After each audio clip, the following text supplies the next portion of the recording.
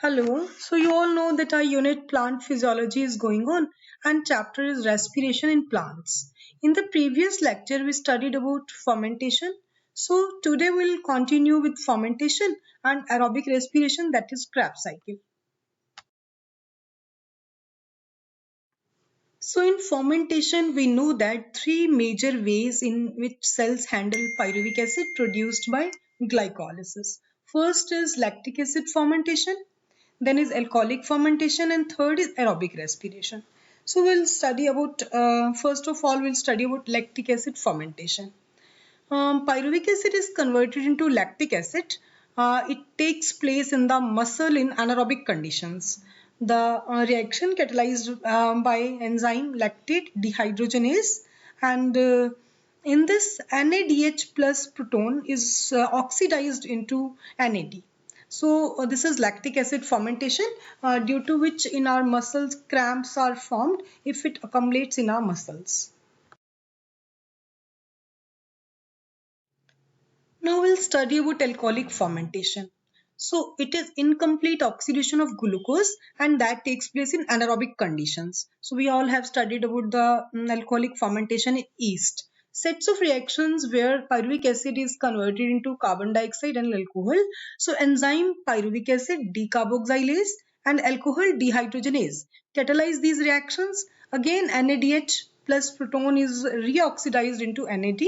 Energy release is less than 7% of energy in glucose and only 2 ATPs are formed. Yeast poisons to death when concentration of alcohol reaches about 13%. Now in this slide we'll study about aerobic respiration. Aerobic respiration is the process that leads to a complete oxidation of organic substances in the presence of oxygen and releases carbon dioxide, water and large amount of energy present in the substrate. This type of respiration is most common in higher organisms.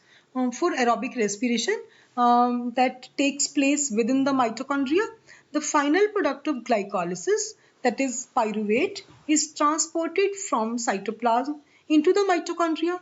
The crucial events in aerobic respiration are: first is complete oxidation of pyruvate by the stepwise removal of all the hydrogen atoms, leaving 3 molecules of carbon dioxide. Then the passing on of electrons removed as a part of hydrogen atoms to molecular oxygen with simultaneously synthesis of ATP. Now we'll do aerobic respiration in detail. So first step, as I have already told you, pyruvic acid enters into the mitochondria. Two main events are of this process. First is complete oxidation of pyruvate by the stepwise removal of all the hydrogen atoms, leaving 3 molecules of carbon dioxide that takes place in the matrix of mitochondria. And second step is the passing on the electrons removed as part of the hydrogen atoms to molecular oxygen with simultaneously synthesis of ATP that takes place in inner membrane of mitochondria.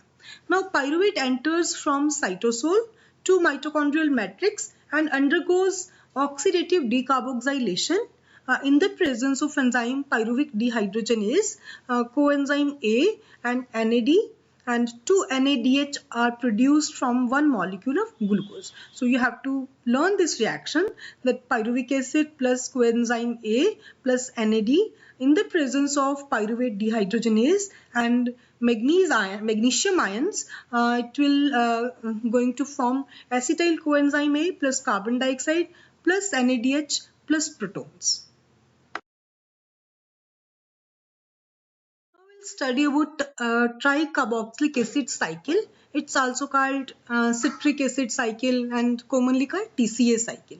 So condensation of acetyl group with oxaloacetic acid and water is going to make citric acid in the presence of enzyme citrate synthetase.